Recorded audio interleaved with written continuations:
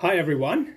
To all of you joining me this fine lunchtime, whether it's on Facebook or Instagram, a good afternoon to you all.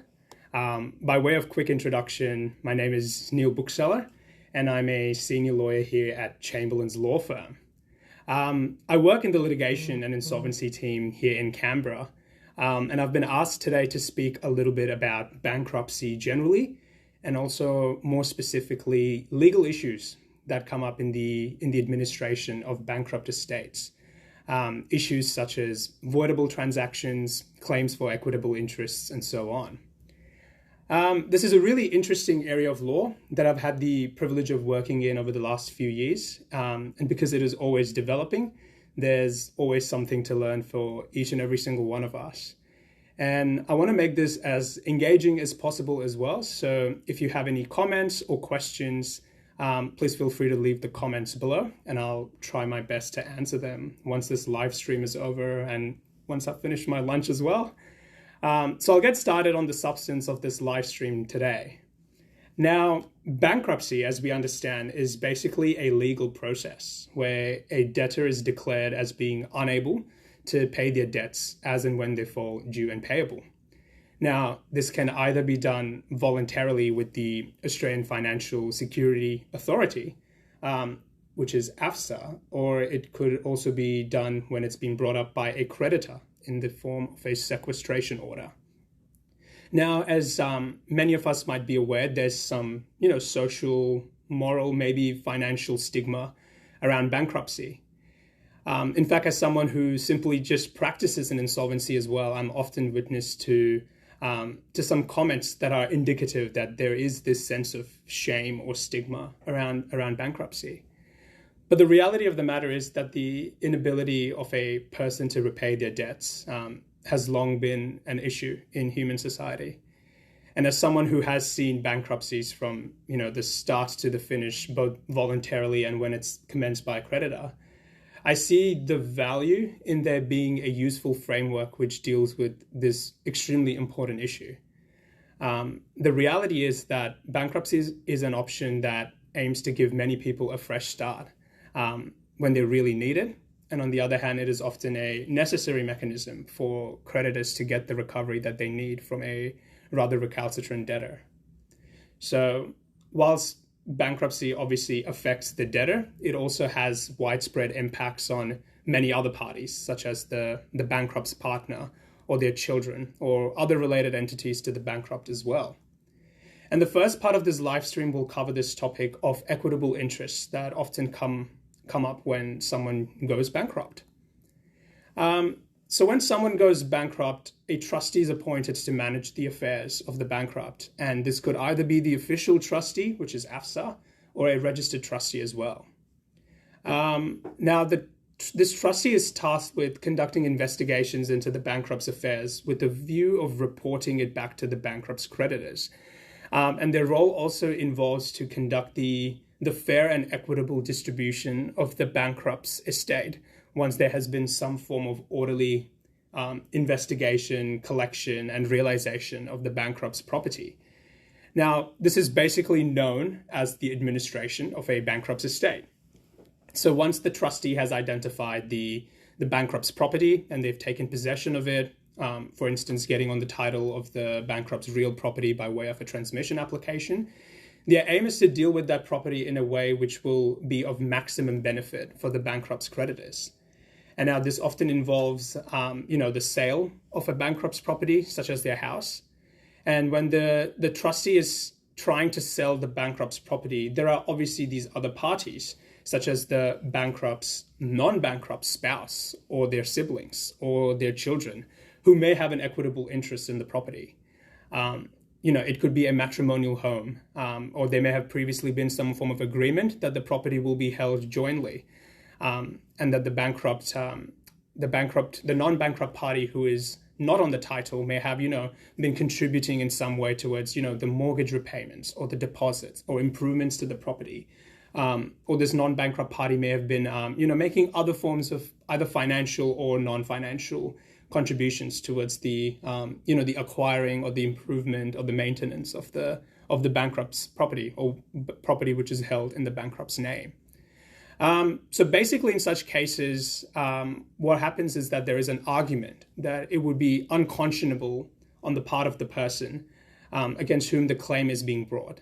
It will be unconscionable to refuse to recognize that there is an existence of an equitable interest. So to preserve such an interest, it must be based on a trust, which could be either express, resulting, or constructive. And today we'll have a brief look at the resulting trusts and the constructive trusts as well.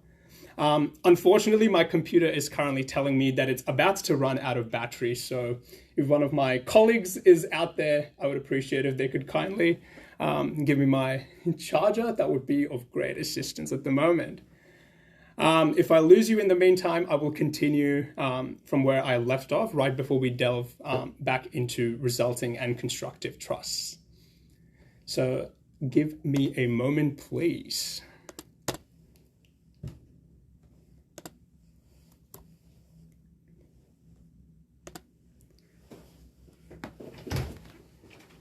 Thank you.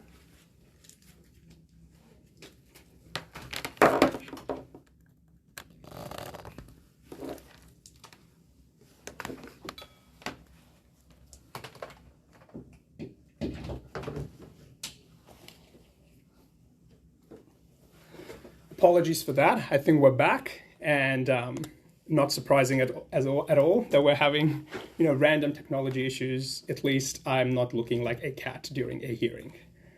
All right, so we'll jump right into resulting trusts.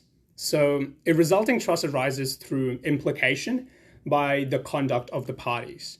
So where party A gives title to party B, but where the intention of A is to retain the beneficial ownership, at that point, equity will actually intervene and impose a resulting trust over all or part of the party B's, title to the property. Now, the equitable interest is held on trust, and it results back to the transferor. So hence why a resulting trust. Now, in assessing whether to impose a resulting trust, the courts look to the type of transaction that occurred in order to presume a common intention between the parties. And the three most common circumstances, I think, where a resulting trust is found are, so the first one is where A pays for the property, or they give money to B to purchase the property, which is either registered to B or in the joint names of A and B.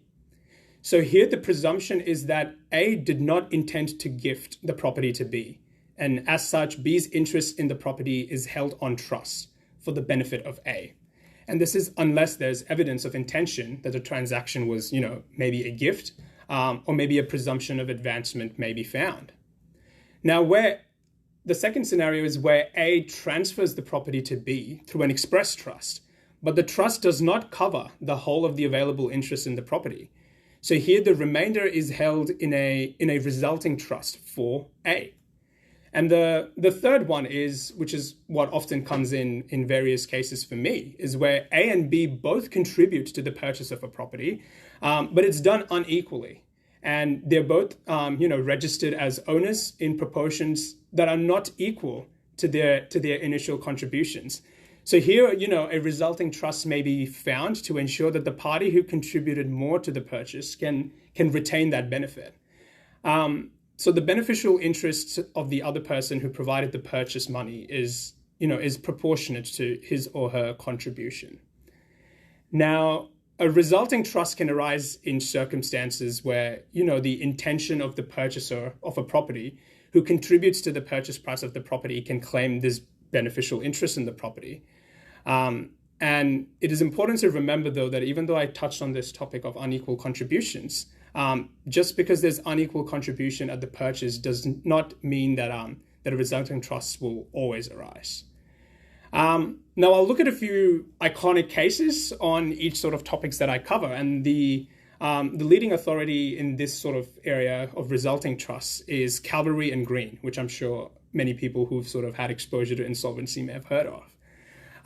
In this specific case, Mr. Calvary and Ms. Green were in a de facto relationship for a period of around a decade, I think.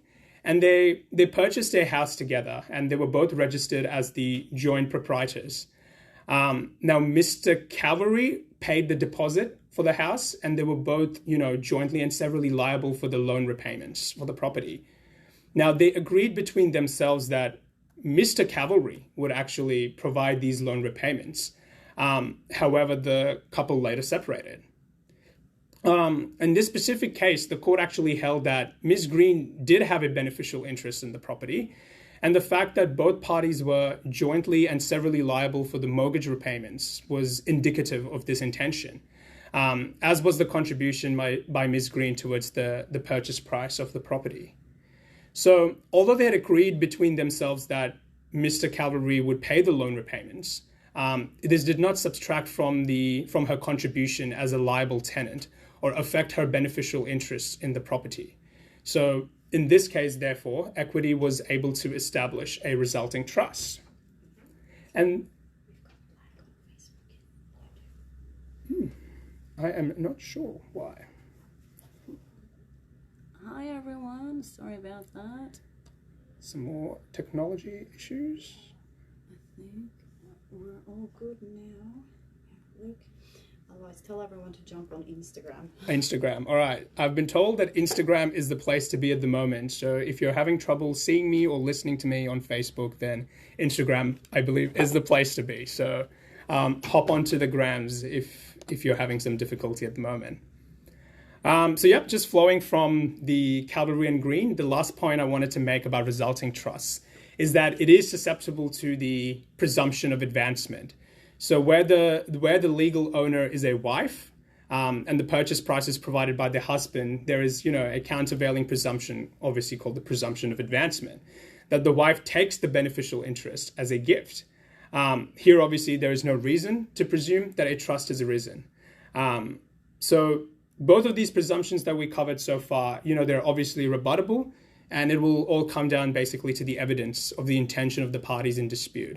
What the parties intended at the time that they entered into these transactions, further agreements they had, and so on. So that was resulting trust in a nutshell. And thank you so much, James, for providing the Instagram link on the Facebook post. So that is awesome. Thank you. Now we've got constructive trust, which is my personal favorite, I would say. Constructive trust is imposed irrespective of the parties' intentions. And it is imposed in order to prevent the unconscionable transfer or unconscionable assertion of some form of beneficial ownership. So, as I said, constructive trusts, are not based upon intention, either expressed or presumed. They operate as a sort of a remedial device to enable the transfer or sale of the relevant property. Now, we will look at a couple of leading cases in this area because I think it all comes down to the facts of each case. So the more cases we hear about in constructive trust, I think the more it really makes sense of how equity really intervenes in these cases. So the first case we'll look at was a leading case called Allen and Snyder. And here the court determined that a constructive trust in relation to a property can be established between married couples in circumstances where the failure to recognize that one or the other has a proprietary interest in the home. And this would be so contrary to the justice and good conscience that a trust or other form of equitable obligation has to be imposed. Now, the plaintiff and defendant in Snyder, they first met in 1955, and they lived together in broken periods for about 13 years. Now, their intention was to marry once the defendant had divorced her previous husband, but this actually never eventuated. They resided in the same house for a lengthy period of time. However, there was also a period of time where the defendant had lived there alone. So now the plaintiff commenced proceedings in I think it was 1974 to evict this defendant, as he was the registered proprietor of this property. And the plaintiff was successful at first instance. But then it was the defendant's position on appeal that, the trial judge had made an error, and that the trial judge should have inferred as a matter of fact that the parties held a common intent in that the beneficial interest of the property had to be divided between them equally. or alternatively, the trial judge should have imputed to them a like intention as a matter of law. So the court then obviously goes on to provide a pretty useful summary as to how the applicable law works in these circumstances. And they basically said in summary, and I've got in my notes here, that the constructive trusts arise where it would be a fraud for the legal owner to assert a beneficial interest. And unlike express and implied trusts, which reflect the actual intentions, these ones are really imposed without regard for the intentions of the parties. And this is in order to satisfy the demands of this just and good conscience of a person.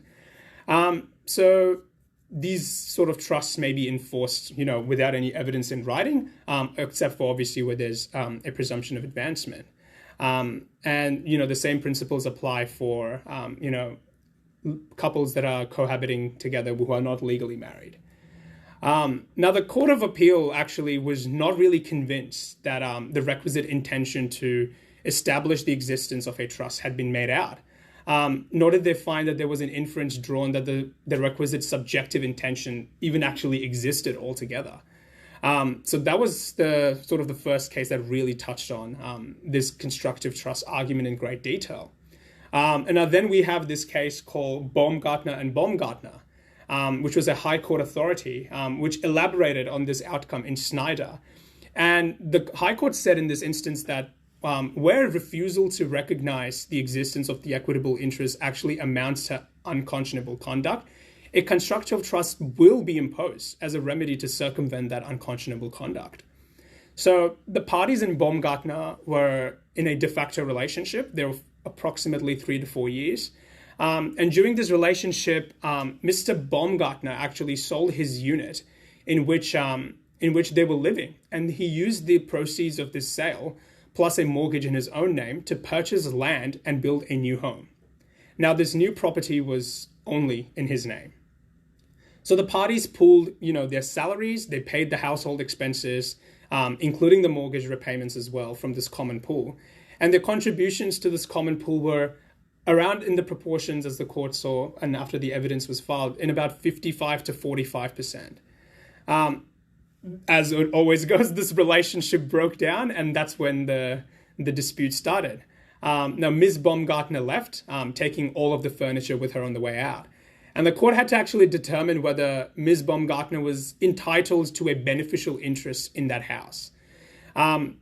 There was a joint endeavor, the relationship, obviously, and the property was, applied in accordance with that. So now Ms. Baumgartner's property, or her money, had been contributed to the property pool on the basis and for the purpose of this joint endeavor of a relationship. So the High Court actually found that it would have been unconscionable altogether for Mr. Baumgartner to just assert sole ownership over this property, all of the legal title. So it would be inaccurate to say that Ms. Baumgartner had intended a gift by way of her contributions to the mortgage installments. And her contributions, whether they were financial or otherwise, were made on the basis that there was this sort of joint endeavor between the couple and for its purposes. And as such, a constructive trust ought to be imposed. Now, the terms of this constructive trust started by presuming that the parties' interests should be equal, which is about 50-50. And equality is said to be appropriate where parties had, lived together for many years, that pooled in their assets together for a joint project. But in this case, the relationship was not that significant in terms of the length. As I said, it was about 3 to 4 years. And in the court's view, there was a significant disparity in the financial contributions of both parties. So in accordance with that, the shares in the property were adjusted based on their salaries, their contributions. And then the husband's share was 55%, and then Ms. Baumgartner's share was about 45%.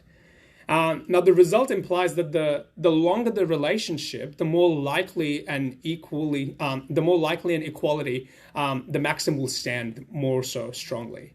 So that's something that was important to take away from this case of Baumgartner.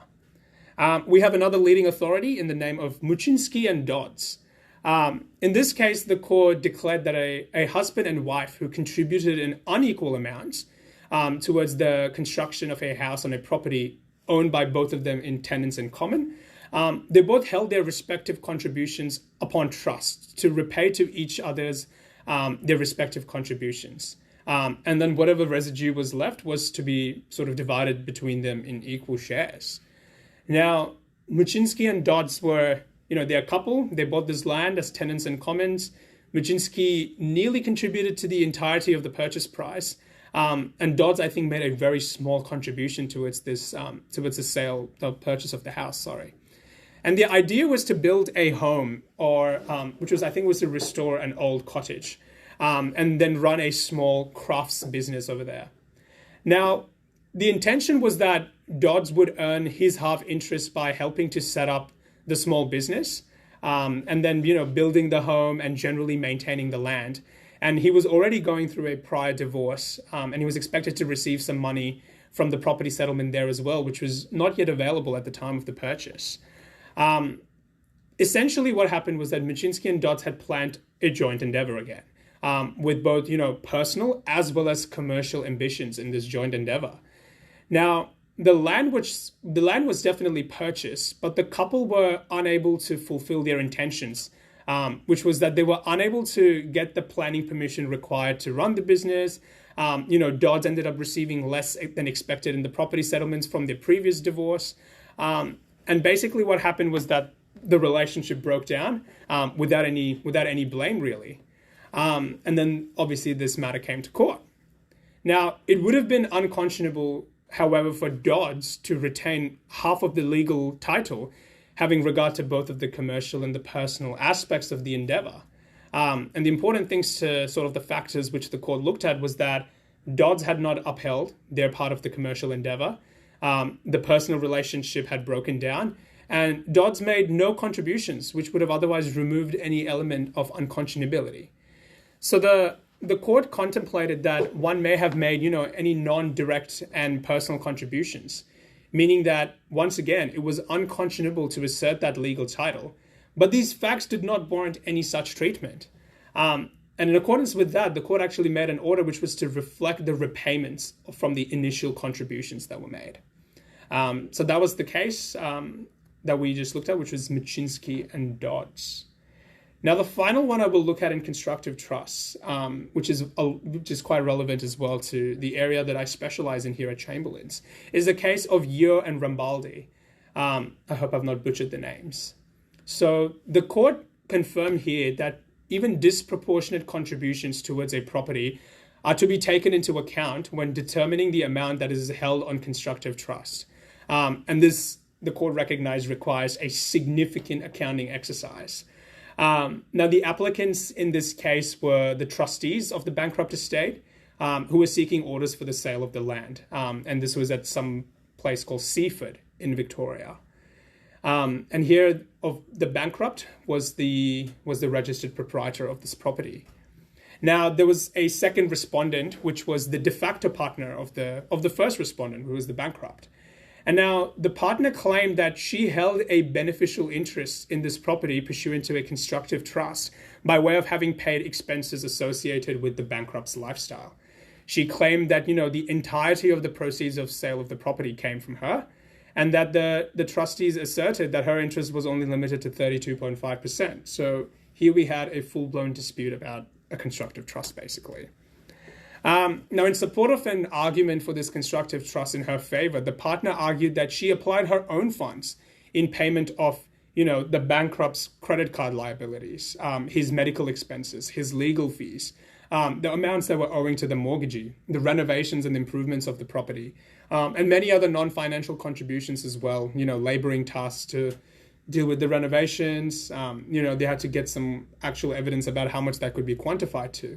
But that argument was actually, side note, rejected by the court. So the court actually gave significant attention to the transaction history, really, between the parties. And it was done over a number of bank accounts, which were put into evidence. And of the relevant transactions, the trustees provided written submissions, which identified that the partners' overall contributions really totaled about 32.52%. Like, that's how specific we had to go to make out this argument. And the court turned to the consideration of whether a resulting trust should be imposed, and obviously what the intention of the purchasers was as well. And the court made a comment, actually, which is noteworthy, which is that in the absence of a relationship that gave rise to a presumption of advancement, it is presumed that the purchaser, which in this case was the bankrupt, did not intend the other person, which was the partner, to take beneficially the title of this property in Seaford. So the court also then went on to note that if a person asserting a beneficial interest in this title cannot show contributions towards the purchase price, then equity will not intervene by way of a resulting trust. And the person asserting the existence of such a trust bears the onus of establishing that payments that did give rise to it. So at the end, what happened was that at the date of purchase, the partner of the bankrupt did not acquire an interest under a resulting trust. And then they had to rely on this sort of this constructive trust style argument as it was adopted in Dodds and Baumgartner. And it was found that it will have to be imposed in favor of the party who contributed money or property in circumstances where, there was obviously the parties were in a relationship and, it wasn't specifically intended that the other party should be, enjoying such contributions. So once again, this element of unconscionability was quite crucial for the court to make a finding at the end. The court also said that, it will consider it unconscionable where parties, they pooled their earnings together, and when they were in a relationship for the purposes of making a home together, it would be unconscionable then for the registered proprietor to just assert full ownership of this property in dispute. And it's important worth noting that there's many different factors which a court will often look at to impose a constructive trust. So when we get a matter here, which is, a pretty complex administration of a bankrupt estate, we not only look at the bank statements and the financial contributions, but there's a lot of other things which go on as well. And I touched on a couple of them earlier. And one of them was contributions of labor, what the person has, done towards the improvement of the land, maintenance of the house, and all of that. A second, but very important one, which is now, we're grateful that it's also very much acknowledged, is that the parenting and the homemaker contributions as well. And this was actually introduced in a case called Reed and Nichols, which was a very interesting case in the Victorian Supreme Court. And obviously, as I mentioned, repairs, renovations, and other maintenance of the properties as well, that all are taken into consideration when making out a constructive trust argument. So in this specific case, the court was satisfied that, the elements of this sort of Dodds and Baumgartner constructive trust were made out, and that, the disproportionate contributions were to be taken into account in determining the parties, the respective interests in the Seaford property. So that, I know, was a lot of information. It was a quick rundown of various ways in which equitable interest can come into the play, especially in this sort of context of administration of bankrupt estates. So now we looked at the ways in which people can assert an interest in the bankrupt's property, which sort of obviously vests in the trustee, Section 58 of the Bankruptcy Act. But now I wanted to jump to the other side of the spectrum and briefly talk about transactions, which a trustee may identify from their investigations into the bankrupt's affairs. Transactions which they identify as having been entered into the bankrupt to another person, but they're actually voidable.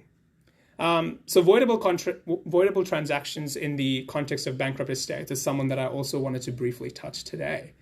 Now, these transactions that I'm really looking at are more specifically just sections 120 and 121 of the Bankruptcy Act, which deal with undervalued transactions and transfers to also defeat creditors of the bankrupt estate. Now, these transactions, if the court finds in favor of the trustee, means that they are actually void against the trustee. So until the court makes such a determination, the transaction actually remains operative. And I'll make this as brief as possible, as I'm sure people have, other plans for lunch as well, other than just listening to me.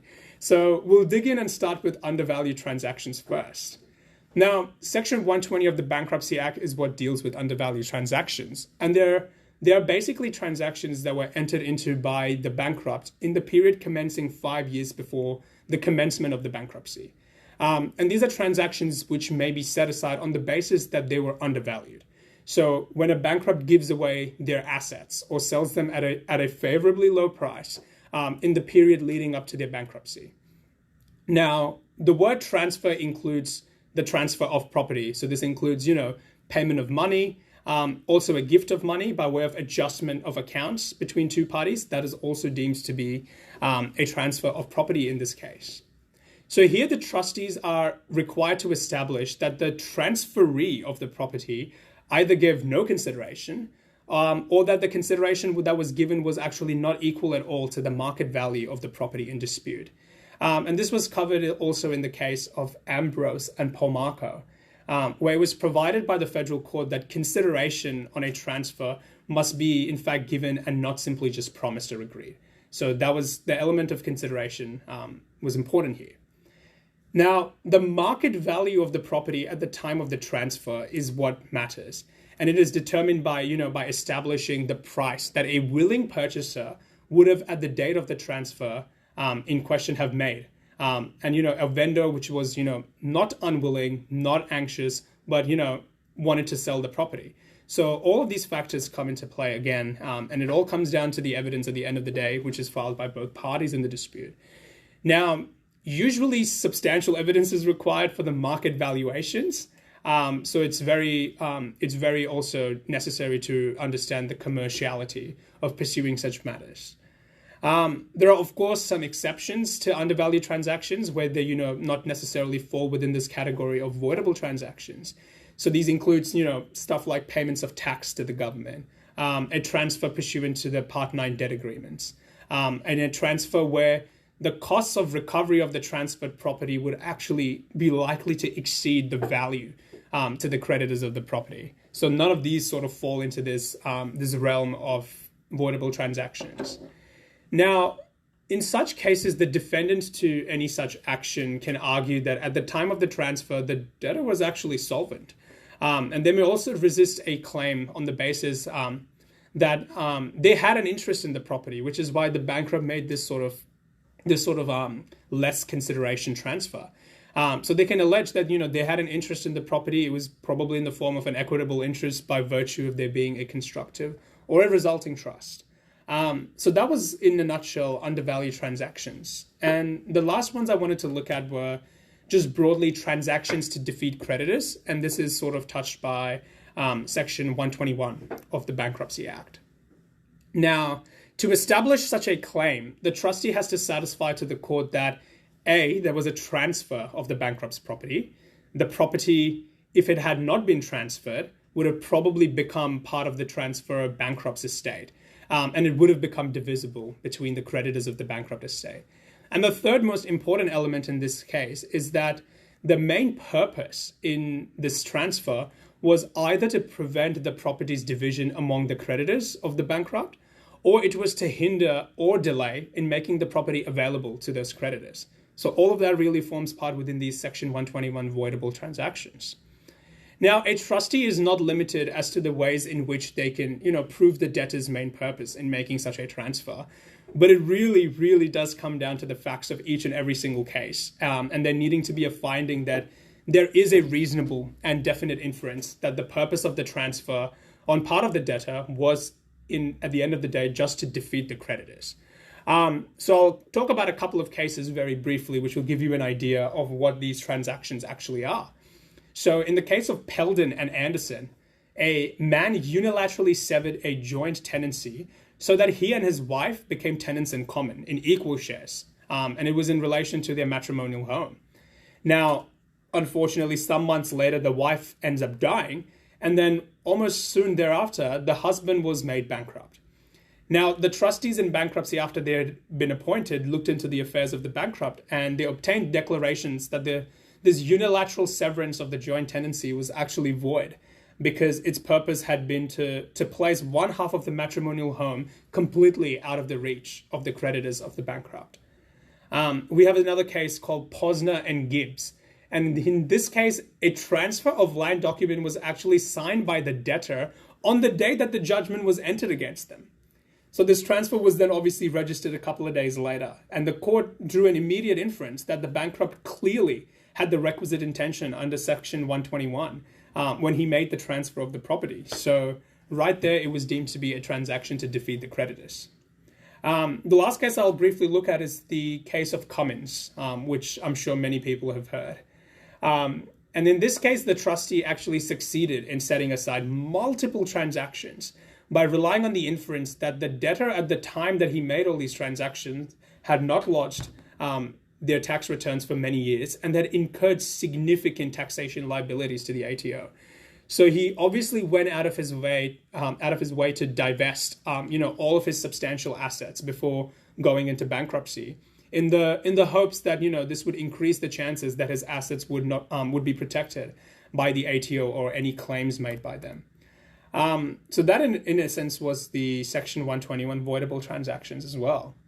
Now, I'll leave today's live stream, and I hope that I was able to give everyone a little taste of everyone watching and hearing of the various legal issues which that come into play during the administration of bankrupt estates. If you're a debtor who might be approaching bankruptcy either voluntarily or you think that someone might be coming against you, or whether you're a trustee of a bankrupt estate, what I wanted to emphasize was how important it is to seek legal advice from insolvency practitioners in such cases before going into some form of long-running battle in court. That's something that I wanted to emphasize. And thank you so much, everyone, for watching and listening. Feel free to give us a buzz, put some comments in, and I will make sure that I'll get to it before the end of today, and I'll respond to any comments. And feel free to contact our office if you ever want to discuss bankruptcy or insolvency as well. So that is it from me, everyone. Thank you so much, and I hope you have a brilliant lunch. I will end this broadcast now. Thanks, everyone.